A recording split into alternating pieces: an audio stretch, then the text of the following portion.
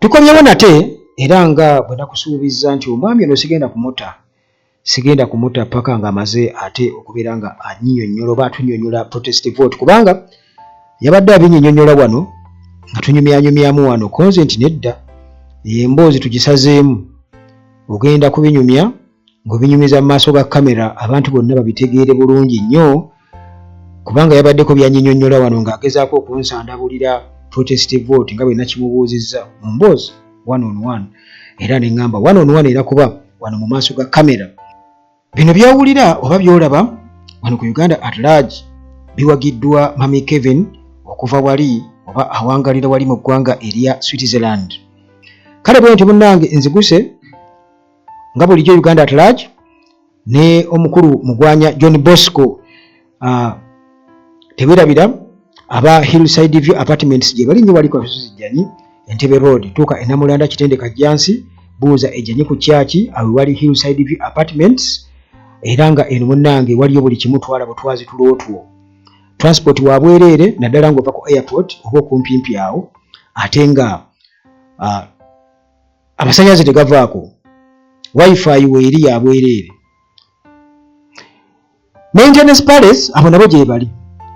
Maintenance Palace balina solar systems ez'omulembe, balina water heaters zikozesa solar, amataala aga security gakozesa solar, go geziranzikiza geteekako ne gejjako gokka. Water pumps osimye oluzzi oba oli eyo mu kyalo amazzi osobola okubeera nga mu kinaabiro nga mulimu shower ng'oli eyo mu kyalo, kubanga water pumps eza solar weeziri okukosa ne CCTV cameras eza solar. Omusawo waali Dr. Afwano endwadde tofa nazo era gwe jangu wano ku Uganda Trajo ngambe munnange namba y'omusawo eriwa nze njikuwe. Aba Maintenance Palace tumaze okubeera nga tubogerako, kati tugenda kuba Timo Property Consultants Limited. Bano balina ettaka, batunda ettaka ery'ekyapa wamu n'okugula ate nga bagoba ku nsonga z'ebyapa. Balina construction company beba Maintenance Palace.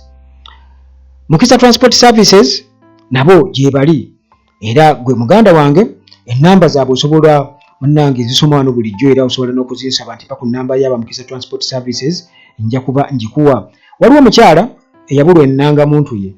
Ennangamuntu ye yagibulwa omita Kyalimpa Rest Sara naye yateekawo emitwalo 10 gwe yenna asobola okubeera nti ennangamuntu wagifuna eyo emitwalo 10 ate nga yaginona gy'oli.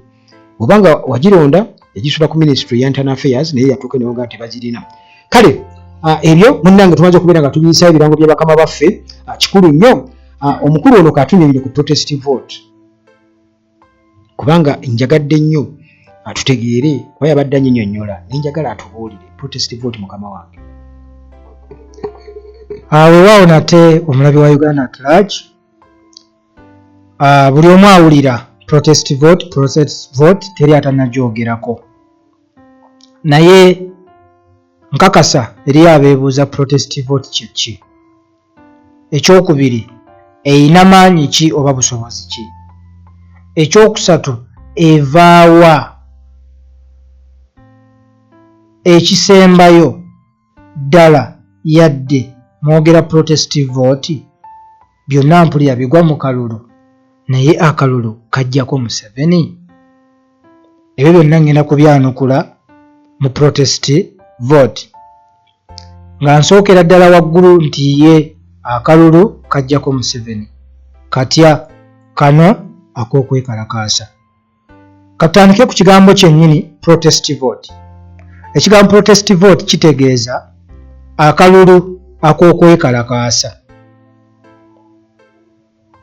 Akalulu ak'okwekalakaasa kabaako ebigendererwa era katera nnyo kweyolekera oba kulabikira owantu owabadde okunyigirizibwa okusukkiridde ne bafunayo omukulembeze oba gwe bayita revolution leader nga bwe mulaba kati bwe tuyina omukulu Kyagulanyi Ssentamu Robert, His Excellency waffe, n'akulemberamu cause, kaba ne cause nti tugenda kukuba akalulu ak'okwekalakaasa ku kino ngera bwe yabalambika titukuba kakusuula gavumenti eya General Museveni. protest vote omukulembeze agikulembera yatugamba era nange mbagamba nti tesobola kuba protest vote okujjako ng'okoze bino wammanga. Kalonde, kanoonye, kalonde, kakuume, bwe bakabba kabanje. Abaffe amaanyi g'okkanoonya, okkalonda, okkakuuma n'okukabanja gafuuka gatya amaanyi agajjako General Museveni? Gafuuka amaanyi olw'ennyingo ebbiri ekigambo protest vote mwe kiva. Ennyingo ezo za nkizo si mu ggwanga Uganda wabula mu nsi yonna. Ennyingo esooka eyitibwa voting oba the voting process. Eyokubiri ye protest. Mu nsi muno mulimu ekiyitibwa domestic policy ne foreign policy. Wabula abantu abasinga tufokasinga nnyo ku domestic policy kubanga yebeera at our disposal. Nti buli omu waakiri ebitundu nga 6 ku 10 babalaba ebintu nga bigenda mu maaso. Kuba eyo ya mutendera gwa ggwanga. Naye waliwo ebusukka kkubo eyo nno nga ye foreign policy. Kati foreign policy eyimirira mu kigambo kye bayita democracy kye muwulira.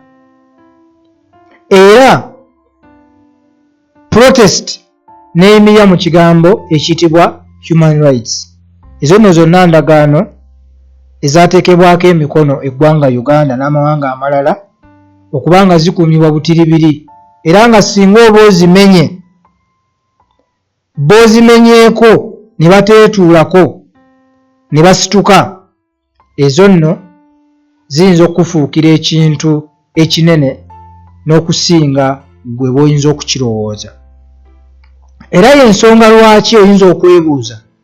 Ffenna tukimanyi nti General Museveni asobola okukola buli kyetaagisa kalulu okukawangula, kubanga alonda okuviira ddala ku bakatambuza, abakategeka, abakalangirira, ate oluusi n'okukalangirira ogenda okwesanga ng'amagye geebulunguludde ebifo ebimu, kubanga ako nako kabonero mbutayogera bwako.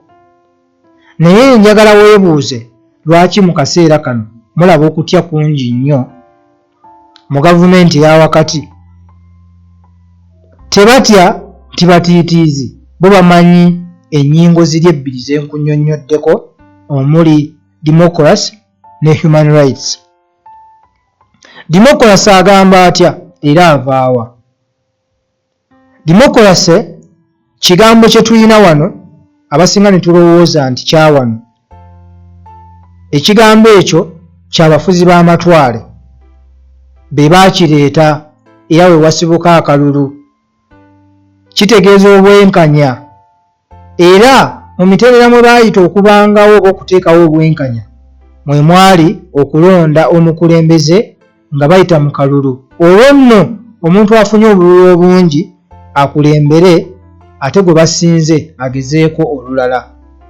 Wabula nga process eyo erina kuba ya bwenkanya era nga nammwe mugiraba bwetegekebwa mu mateeka amatuufu aga Uganda ng'oggyeko ebyo ebikolebwa okubanga byawukana ku tteeka. Baabangawo enkola ey'okulonda n'emitendera mweyita ne balangira ow'obululu obungi oba asinze obululu obungi. Era amawanga agaatufuga mu biseera eby'amatwale nga nakati tukyali matwale, y'ensonga lwaki tutuula mu nkiiko nga eza Commonwealth n'endala ezikwata ku demokolasiya, n'endagaano ezaasayiningibwa zikaka butereevu okuba nga tugoberera emitendera mu kalulu. Era bwe tuba nga tetugoberedde emitendera, bo baba beetegefu okusitukiramu okulaba nga bataasa ennyingo yaabwe oba foreign policy yaabwe eyitibwa democracy. Then tugenda ku kigambo protest. Ekigambo protest kitudde mu nnyingo eya human rights. Kyova olaba gwe wenna ndaba osobola okwebuuza lwaki bw'ovaayo okwekalakaasa nga temunnaba kuwera muteekebwako omukono ogw'ekyuma, naye ate nga bw'otunula mu ssemateeka waffe alaga nti okwekalakaasa kiri mu mateeka, okwo nno kuba kuwamba ssemateeka.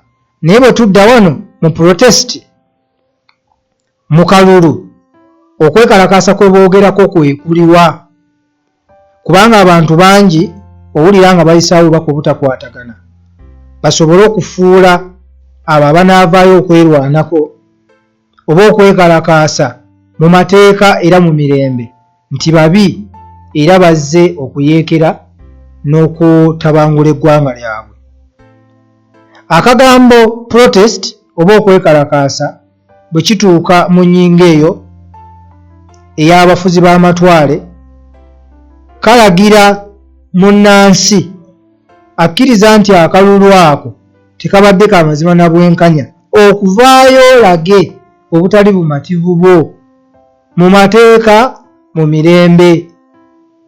Era mu kalulu kano sikakwata mmungu, sikakwata mayinja, sikagenda nga bamenya ebintu by'abantu, okuggyako okuvaayo ne bakwata ebipande ne bakwata byonna ebiraga obutali bumalirivu oba obutali bwesimbu obunaaba bwoleseddwa.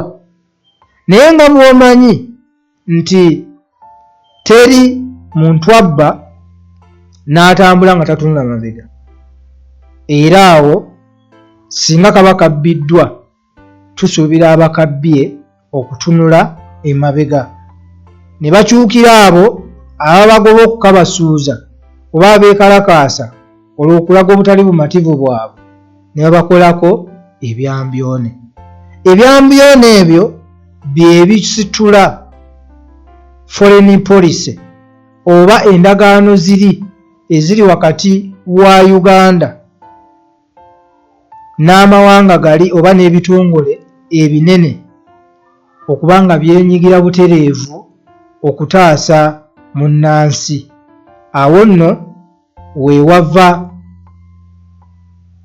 akatuubagiro gavumenti okugwa nti etuuka n'efuna ku maanyi agasukkuluma ku ago ag'abannansi, naye ng'amaanyi agava mu ndagaano ezo ezasayiningibwa. So ennyingo ezebbiri protest vote ne ziba nga ziyimirira oba wano ku ground mu domestic policy ziyimirira ne ziyita foreign policy eyitibwa democracy and human rights, nti akalulu kano tekaabadde kaki olwo nno nga international community ekola ki, abeekalakaasi basituse nti naye ebibakoleddwako bityoboola eddembe ly'obuki, n'olwekyo endagaano bw'eti emenyeddwa. Olwo nno omukulu ataayagala kuleka ggwanga lyaffe mu mirembe ng'ayogera ebyo ebizze biwulirwa nti koota pini eyingira Nannyondo evaamu naki Nannyondo, n'alyoka akwatibwako abo abamusingako. Era weewali ensonga enene lwaki President Kyagulanyi buli lwasituka pulezidenti wange tebaŋŋamba nti ate gw'omulayiza pulezidenti wange Kyagulanyi buli lwasituka okugenda ewava poliisi ezo owulira nga bateekawo ebintu bingi nnyo ne bamuteekako n'emize egimu emizibu, naye nga bo balwana na kiri nti agenze wava amaanyi nabo agabayambako era agabakuumiddeko okumala ekiseera.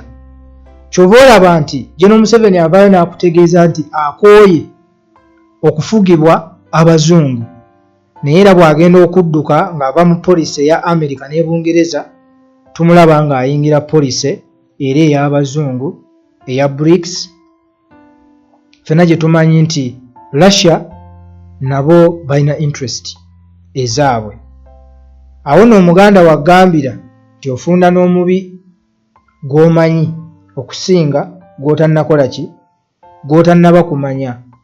Ki kyenkomekereza nakyo ku nsonga za protest vote?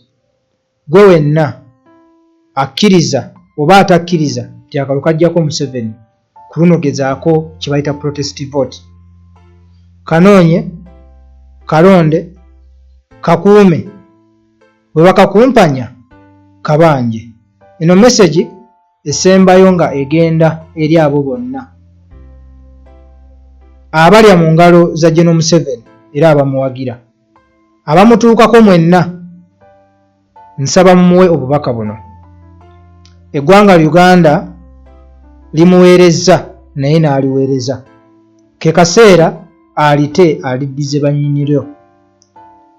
Tekyandibadde kirungi era tekijja kuba kirungi kulireka nga litabanguse. Kale mu ngeri ya kisajja kikulu Omuganda alina olugero nti okuddiza kuba mwoyo. Ennyanja oluusi naye kutokola ki? Kale akkirize awe bannayuganda eggwanga lyabwe mu mirembe, oba atuwe eggwanga lyaffe mu mirembe okusinga okulireka nga litabanguse. Wabula ate ne we linaaba litabanguse era lijja kusigala nga lya bannayuganda. So kati munnayuganda kiri gy'oli, gweokukola ky'olina okukola ku luno ogezese kye bayita protest vote, okikole n'omutima gumu, eggwanga lyo liryoke likuddire.